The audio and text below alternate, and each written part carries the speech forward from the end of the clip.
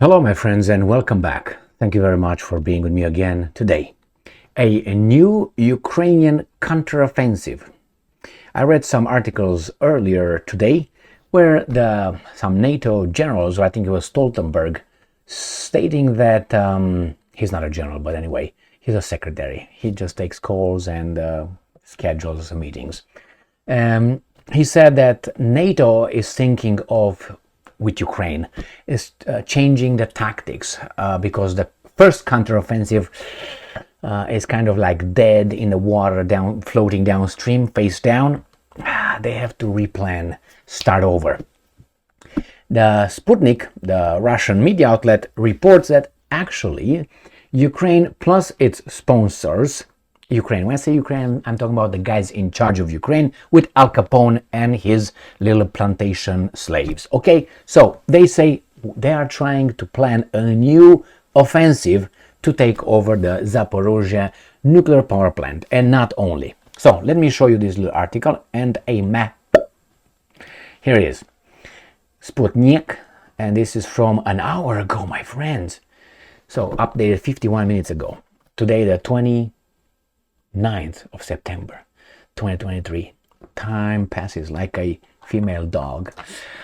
Ukraine coordinates with Western sponsors plans for new offensive. Seizure of nuclear plant. They want to take over seizure, which one is it? Nuclear power plant. The Zaporozhye? We'll find out, right? The regime in Kiev has worked out a plan for a major offensive in Kherson and Zaporozhye region and has already secured the approval of Ukraine's US and UK sponsors for this plan, a source told Sputnik. A source. Now, where is Kherson and Zaporozhye? Let's see. It is right here. This is the map that we have right now. And here are the oblasts. This is Kherson and this is Zaporozhye. This is the main counteroffensive that supposedly the Ukrainians are still engaged in, plus Bakhmut area, which is somewhere around here.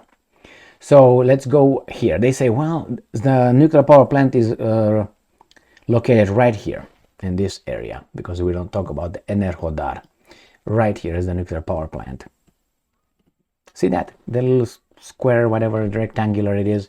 Enerhodar is right here. This little reservoir is no more, because the Russians, idiots, they destroyed the Kakhovka dam, which is right here, or used to be right there, so they can allow the Ukrainians to come and have a counteroffensive.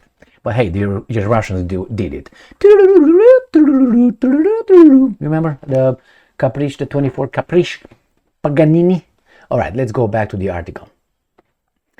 A large force of Ukrainian Marines has been assembled in the Nikolaev region in order to cross the Dnieper River during the opening stages of this offensive, and it appears that the Ukrainian forces also set their sights on the Zaporozhye nuclear power plant. So where is Nikolaev region? Nikolaev region is right here. All right, so let's make it like this, big, and is right here with this little red dot, which means the Russians hit that. Let's see what they say about that, shall we? Say anything about it? Yeah. Russian forces destroyed 2 Polish-supplied MiG-29 fighters that had been upgraded with Western missile weapons. Interesting. Right here in Mykolaiv. So here is where supposedly in this region they are trying to put together these Marines, and the Zaporozhye nuclear power plant is here. So this is the region. And then probably here cut into Crimean Peninsula. Let's go back to where we belong, right? Describing Kiev's plan as, and I'm quoting, yet another gamble by Zelensky, who tries to prove his competence at any cost, the source warned that this Ukrainian offensive may lead to tragic consequences. And I'm quoting, we continue to carefully monitor the enemy's actions, they added. Ukraine's previous major offensive operation, touted by media as counteroffensive, end quote, started in June and has so far failed to produce any meaningful results. See, they didn't say any results, any meaningful. So they had some results. See, These guys are more balanced in reporting the news than the other guys.